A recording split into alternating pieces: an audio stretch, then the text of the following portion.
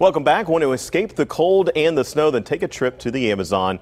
You can do that all without packing your bags at the National Aviary's new amazing Amazon.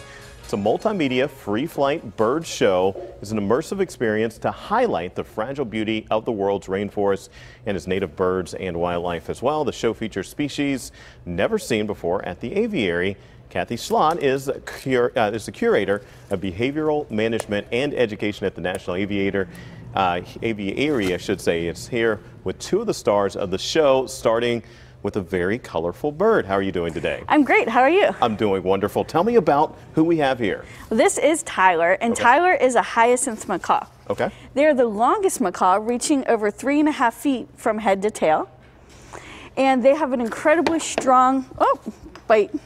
Can you grab mine up there for me, please? Definitely. I was just making sure that your macaw wasn't going to come after that with me as well. Oh, no, he just dropped it. Sometimes, you know, they drop things just like people. Just cracked right open that. Right open that Brazil nut. So they have an incredibly strong bite force to be able to crack open those nuts. And, in fact, he could just crack a broomstick right in half. Wow. And now a macaw is also part of the parrot family, right? Or yes, a macaw is part of the parrot family. And in the show we have other macaws and other parrots as well too. We want to transport people to the Amazon rainforest. How cool is that? Yes. Tell me a little bit about this show. This is a brand new show. No one's ever seen it before. No, it's coming right here. Yes, it's exclusively designed for the National Aviary. And we have a lot of different species in the show. We have parrots.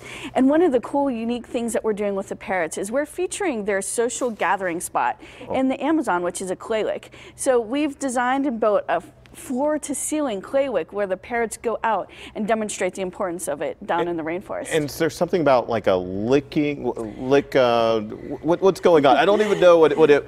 So what happens is that some of the nuts that the parrots eat in the rainforest are actually toxic. And so they go to the clay lake and they lick the clay, and that helps neutralize the toxins when the parrots eat the nuts. It's also very important social gathering places for the parrots. So they go in big flocks, go there, lick some clay, and hang out. Right.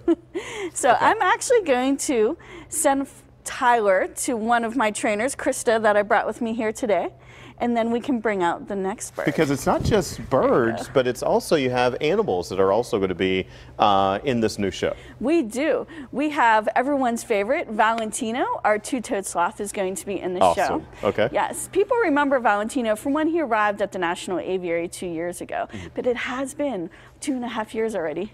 Gotcha. How awesome was that also? The macaw you guys have trained the macaw to know exactly where to fly.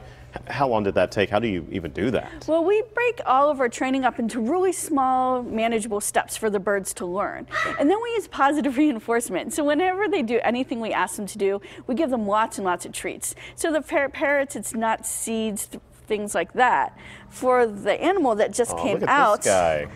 His treats are going to be things like bugs and soft fruits. And so I have some to share with you. Now, what type of bugs are we talking about here? So oh my goodness, they're moving. These are still moving. I don't know if you can see in my hand, but yeah, that's live right there. That is. Now, how do I just drop this in? So you're gonna, as I want to do right now, or what? How do I get this? So you're gonna just put it towards the armadillo's face. It just crawled off. He's like making a run for it. Yeah, and then he's just going to smell it and then suck it into his mouth. Oh, wow. Okay. So this is a southern three-banded armadillo. Okay. And there are around 20 species of armadillos. But he's really busy right now. He is. He's eating lots and lots of treats that are in that bowl right now. But you know what his favorite is? It's a cricket. So if you take the cricket and you waft it under his nose, he'll love that. Okay. This one right here? Yeah. Okay. There you go. Oh. I just missed. Oh, he just found it. Yeah, he just found it. Now, tell me a little bit about this guy. How old is he? Is this a full-grown armadillo? Or? This armadillo is around 6 months old now. Okay. And so he is a young armadillo, but he's a little bit smaller than adult size, but he's not going to get much bigger than this. And tell me a little bit about his shell as well. He can kind of curl up in a ball, or yes, it's amazing. The three-banded armadillos are the species of armadillo that can completely roll up into a complete ball. And they do this to be able to protect themselves from things like jaguars and the other predators. Right. So that way you can see he even has a little shell on his head. Right. And so he can go completely into a ball. They'll actually leave a little bit of their shell open sometimes too. And so if the jaguar goes to put a toe in, they'll snap it shut, and that startles the jaguar, and then they run away. Gotcha. And the armadillo can crawl to safety. Aw. Now these animals are insectivores, so that's why we're feeding them all these insects that we have.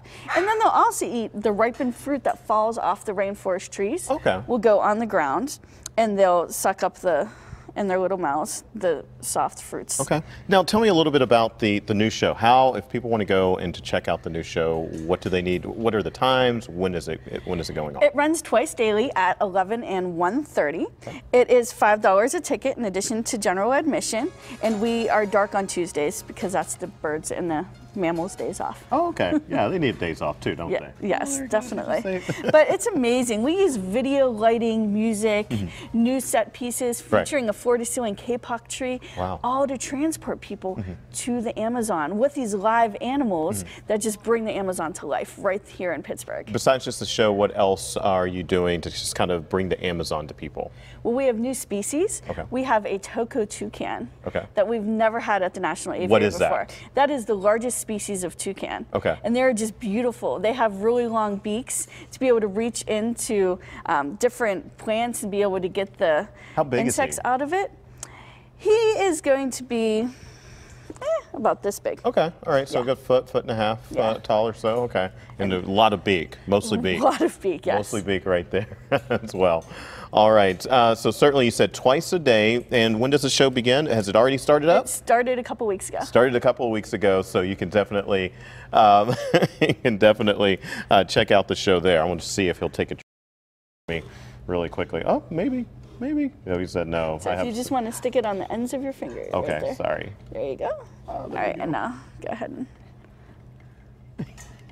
He's like, no. He just turned his behind to me. He did. All right, the amazing Amazon show is open now at the National Aviary. It runs daily at 11 and at 1:30, except for on Tuesdays when the birds are resting. Tickets are $5 in addition to the cost of regular aviary admission as well. Now he's running all around as well. Up next.